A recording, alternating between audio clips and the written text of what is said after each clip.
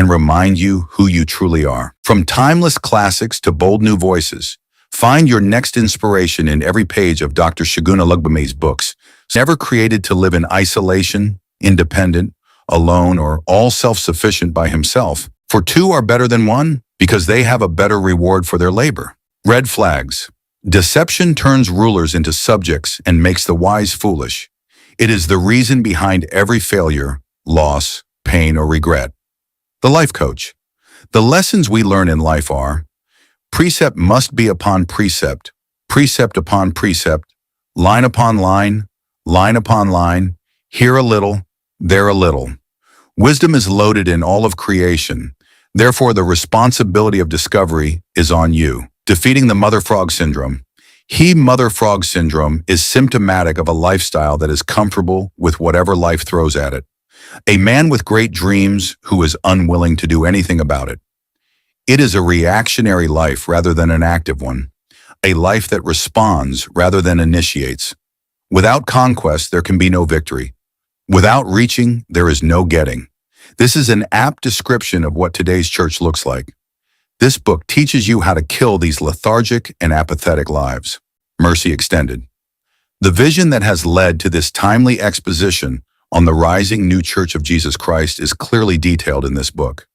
It distinguishes between the Solomon Church and the Davidic Church, the significance of the donkey upon which no man ever sat on the occasion of the triumphant entry, vis-a-vis the present-day reformers in the rising church who have an understanding that Jesus Christ is either Lord of all or not at all. Prophetic confrontation. Prophecies are divine and accurate foretelling of the future to an individual, group, or nation by God. However, the recipient of prophecy has a key role to play in seeing it come to pass as foretold and benefiting from it, since most prophecies are conditions. Silent years. The silent years are the years we spend without being noticed. They are years of thorough preparation of a vessel by the Master himself for his unique use. In this jet age of fast food, fast information, online church, online Bibles, and fast Christianity, many Christians, leaders inclusive, do not see the need to truly wait on God as in the days of Elijah. Obadiah Commission. There is a reason the word independence is not used in any translation of the Bible. One of the reasons is that God never meant for us to independent of him or one another. We are to be dependent on God and interdependent on one another. Lessons from the Patriarchs, Volume 1 and 2. Every information in the Bible has a message for us. We sure can learn from the names, places, numbers, people, principles, and instructions therein. You can order all these books and more on Amazon or call +2 34805 116 6211.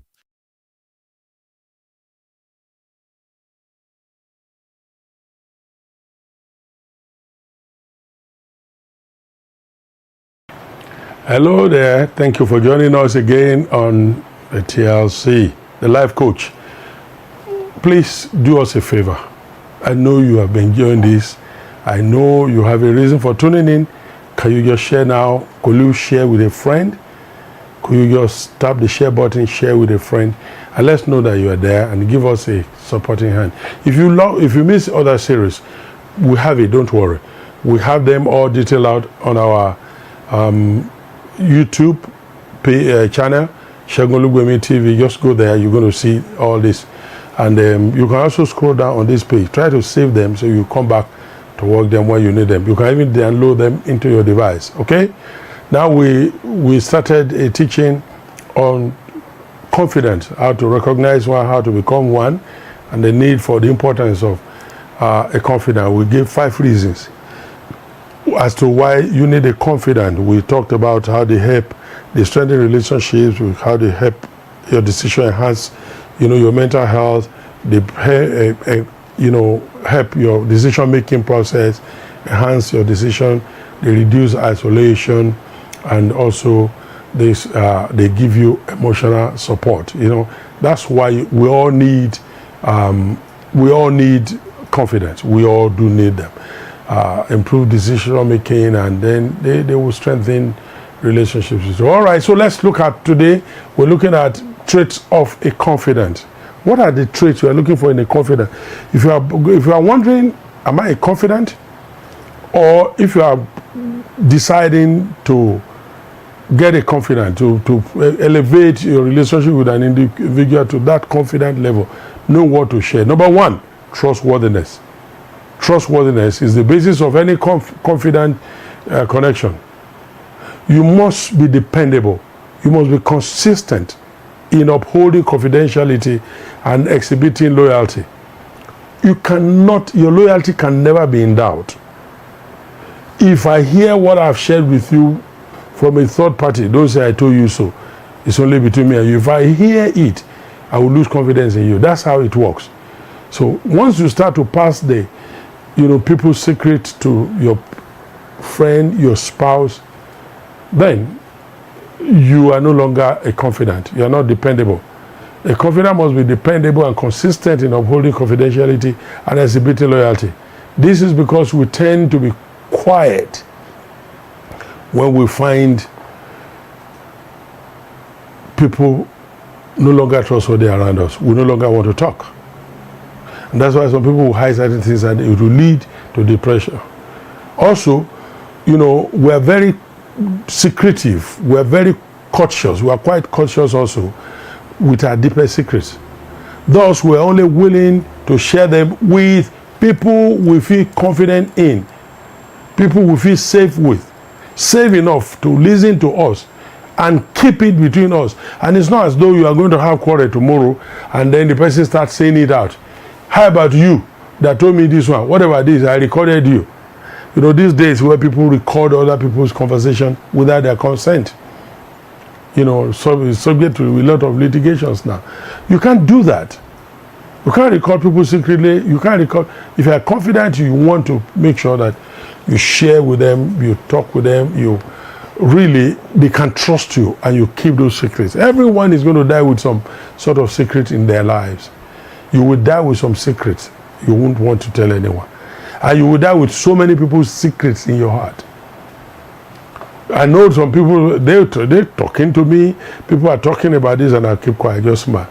I say, you're not saying anything. I say, you don't have to say anything. You don't have to voice any opinion. It's okay. And I will know the secret, the deepest secrets of that individual, and I'm not going to say it. Because he didn't tell me to tell you.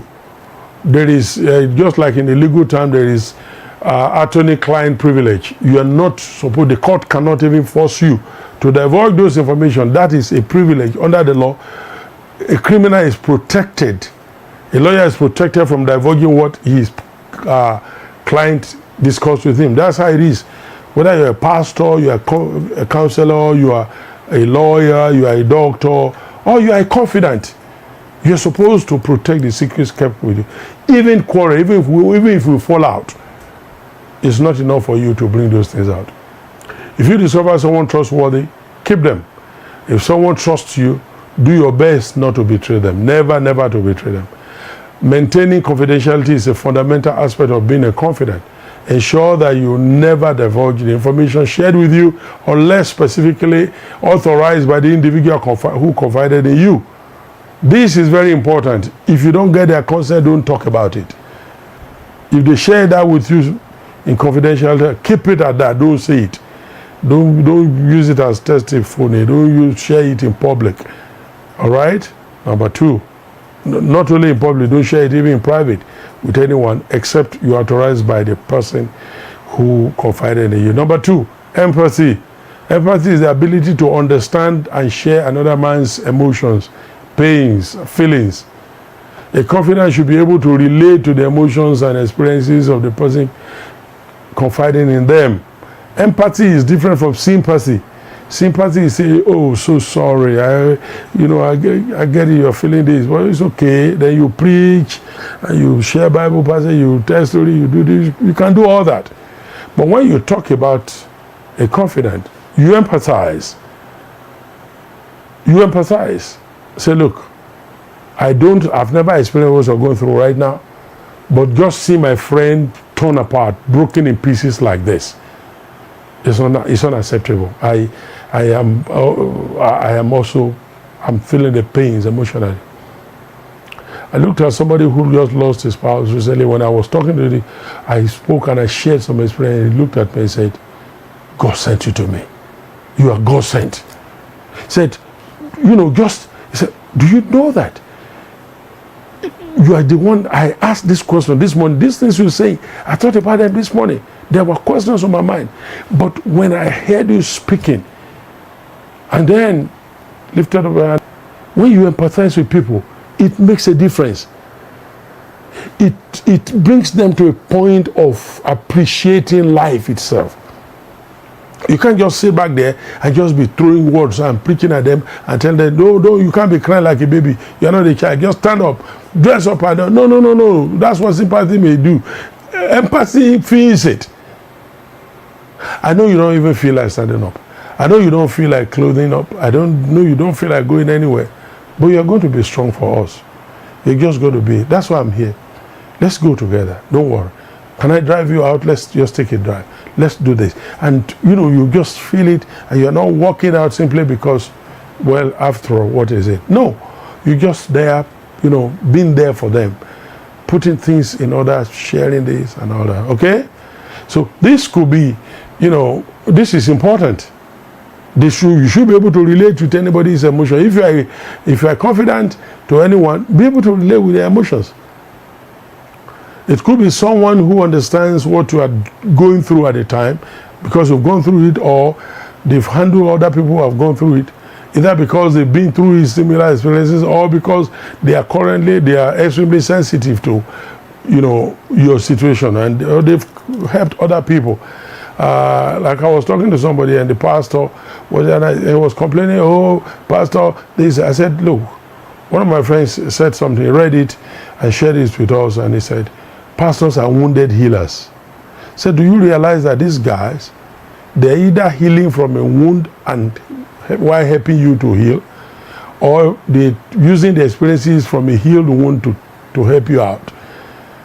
I said, your pastor is going through, he also needs support. Don't run him down like this. Don't run him down. Maybe he didn't even know what you're going through. And then I began to share that, So you need to understand that, if you are confident to anyone, you need to be sensitive to their situations. And also understand that this person might be exceptionally, sensitive to your situation. That's why he's confident. A confidant should be able to relate to the emotions and the experiences of the person they are confiding in, or the person confiding in them. Okay? That's what I'm trying to say. You should be able to relate to the experiences. You should be able to say, I understand what you're going through. I have not been through it, but I can't imagine the feelings. I can't even imagine the feeling of losing a child, because you saw him yesterday, another thing. I know what it is, because we all love this young man. And you're speaking like someone who has been there and been there for them. So you need to be able to empathize. You empathize with them. Let them see that you feel their pains. Then number 3, a confidant is not judgmental. He has a non-judgmental attitude. A confidant should be able to, relate and listen to you and help you without passing judgment. No matter how painful the information conveyed is, avoid passing judgment. Avoid criticizing and condemning the individual seeking help. They're already condemning themselves. They're already feeling pain. They're already feeling guilty. They feel like killing themselves. Don't add to it. Almost everyone can identify flaws and errors, but it takes a leader to provide the remedy. That's it. A confidant will step up and provide remedy. Don't just continue to bang down, bash him. I don't know why you allow yourself to do this and go through this and all this and that. No, he's already feeling the guilt. That's why he's talking to you now. Okay? The person seeking assistance has carried enough shame and criticism and probably self-deprecation. Okay? So you can't sit down. That now begin to run them down. They're going through this long enough that a confidant doesn't need to attack them any further. Always remember, the reason he came to you, or that individual is seeking your help, is to find help. He came for help in the first place. Don't forget that. They came for help and encouragement. So don't throw them out. Don't bash people. Don't knock their heads against the wall. It will not help the one confiding in you. Number 4, patience. Being a confidant requires that you are patient. It typically is required that you listen patiently without talking back, without talking long talk, without emotionally tasking that individual. Everyone needs, to hone the listening skill when you are a confidant, okay? You need to do that, since you never know when someone might need you as a confidant. Resist the temptation to give in to filling the gaps or add to their words. If they're sharing with you, be patient. Don't add your 2 cents or tell your tale. Don't add your 2 cents to their stories or to their tale. Just allow them to speak. Okay? Listen. Sometimes I'm talking to people and I say, you're not listening. You're not listening. You're not listening. And I'll say to them, you are not listening. I'm saying to you, are not. Because we're too busy. I think I've spoken about this. How we try to think about what to do. We fill in their statements and all that. Don't do that. As a confidant, don't do that. Okay? Listen to the people. Listen to their story. Number 5, open-mindedness. An open-minded attitude helps you to evaluate others' point of view without pushing your thoughts or opinions on the individual confiding you. After about four decades of counseling and leadership, I have learned this simple fact that individuals will do whatever they want to do, regardless of your opinion. So be cautious and avoid forcing your opinion on them when they are most vulnerable. Listen to them, they have something to say. If you listen to people, women do this a lot, but even most men, just ask them, what's the problem? They tell you what they think the problem is. What do you think is the solution? You say, well, I don't know. You say, what are your thoughts? What are you thinking in life? From what they say, you see they've already had some thoughts along that side. Use that to help them stop trying to control everything they say and do. Do you understand what I'm saying? All right, number 6, communication skills. Effective communication is essential when you exercise the privilege of being a confidant. You should actively listen, ask open-ended questions, and use non-verbal as well as verbal signals to show your knowledge. You just need to communicate well, explain yourself, and listen. Listening requires you speaking well and you listening well. Okay, choose your words carefully, then speak slowly and carefully. Make sure you don't become the victim of the story. Try as much as possible not to be overtly, emotional to the point of partnering with their emotions. It's not okay. He's seeking your help, and when you begin to carry the hose and start crying and crying more than they believed, you mess it up. For instance, if a person breaks down and begins to weep, don't allow your emotions run away from you and start to weep along with them. Avoid vagueness and misrepresenting the information offered to you during the conversation. Take it easy. Don't just say it's not about you. That is what they want trained journalists to do. Say, do not become the story. You are never the story. You are to report stories. So don't be the hero. Don't try to be the story. Someone is listening to you. Don't make yourself the story. Okay? Don't make yourself the story. We could be emotional. Something happened last year when my elder brother lost his wife. We're very close with this woman, and I was a family representative at their traditional wedding and all things. And so we're clearly, and I know my brother had gone through so much experiences in life, and all of a sudden now he's lost his wife, and I can tell that a lot was going on with him, and I had to just go through all the process with him. And when she died, I broke down for 2 days. My elder brother said, sorry, Pastor, I knew this would happen to you, but don't worry. I had to become strong because I was now becoming the victim instead of the one who just lost his wife. So confident, you could feel that way, but build up yourself. Don't allow anything to stop it. Okay? Yeah, so let's go on to number 7. Respect for boundaries. If you are confident or you're looking for a confidant, know a person who knows how to respect boundaries. To become a confidant, you must learn to respect boundaries. Boundaries set by the person who confides in you. Do not press them to share more than they are willing or comfortable to share at a time. I know one of my friends and Caucasian, You know, he believes so much in me, he supports all the time. Is my dear, we share with us, we do things. And I asked him a question, and he said, I will talk to you about it later. I don't want to bother you with that story just yet. I didn't know there was any story. I just asked, you know, harmless question. How are you doing? How about this? How about this? How about this? And then it took a roll now, and I stayed out. You have to, if they're not comfortable to share it at the time, respect that. Said, no problem, I'm not. No, you tell me now. What is it that you can't tell me? Is it not me? Have we not been together all along? If you don't tell me, who are you going to tell? Okay, have I not become a devil? Do you think I will gossip about it? You're already suspicious. I mean, you're already acting suspiciously. You don't do that. People to talk. Give them time to talk. Give them time. Give them time to go through it, to process it.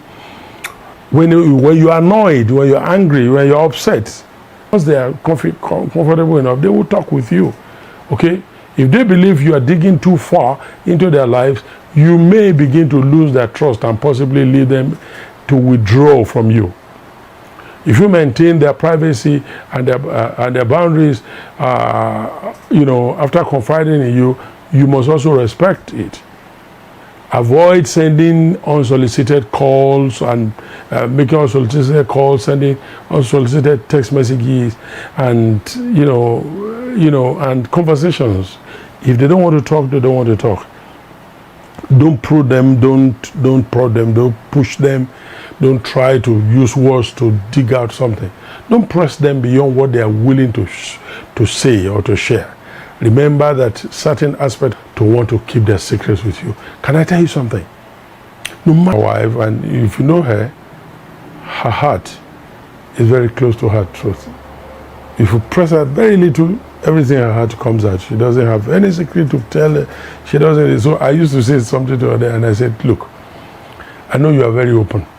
But did it occur to you that the reason God put your heart deep inside, just for illustration purpose, I said your heart is inside, and then He covered it with flesh, and put some more flesh, and then put bones to cover it, and then more flesh, and then skin to cover it, all in a pool of blood. It's because certain things will remain dear till you die. So you got to know how to keep more secret. You know, yeah, he said we don't need to keep secret. Look, nobody is on the face of this earth who does not have something they're not talking about.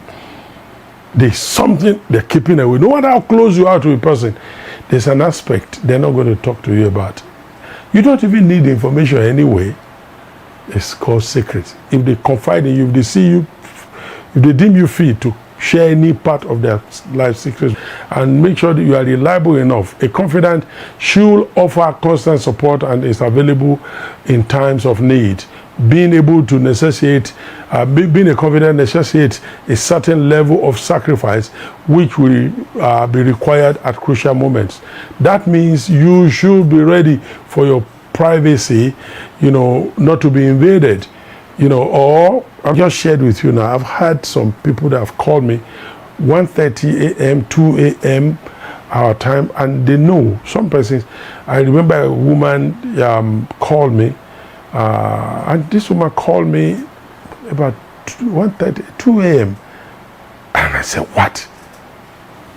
Now, I just woke up and I saw the phone ringing, not that the sound was up. And my wife said, and I said, is Mrs. So-and-so calling? I said, please, I know it's against your rule. Pick her call. She's never called you like this before. And I called and I picked. And she said, Daddy, I don't know what to do. And she was weeping profusely, talking, telling me all she was doing. I had to start praying for her, encourage her, and all that. And that's my privacy invaded. But that was what she needed, because the husband said, do not share anything we're going through with any man except this man. And if the husband had given her the permission to share with only me, then my privacy had to be invaded occasionally. You see? Be invaded occasionally. We all need a dependable ally who can selflessly sacrifice his comfort for our good in time of need. Number 9, active listening. I don't just mean listening. I mean active listening. It entails fully participating in a conversation. You are not sidetracked, you are not, absent-minded, paying attention to the speaker, maintaining eye contact if it's face-to-face communication, and giving feedback and, demonstrating your understanding of the subject matter. This talent is essential for becoming a successful confidant. As much as possible, avoid distraction while they're sharing with you. It's annoying. It's like you're talking to somebody and then somebody has muted the mic. If you muted this mic, most likely somebody is talking at the background, he doesn't want it to come in. But we believe that they're no longer there. Hello, are you there? You want to be sure you are still talking to somebody who's alive, who's there, okay? So if you go mute, or if you are distracted, you are texting, you are replying calls while they are telling you things that are eating them up, then you are not a good confidant. You are not someone to be confident. They want you to listen, be patient. Don't be using their message, the things they say to you, replying text messages and chatting and doing video calls and all that. You don't want to do all that. It takes away from all that.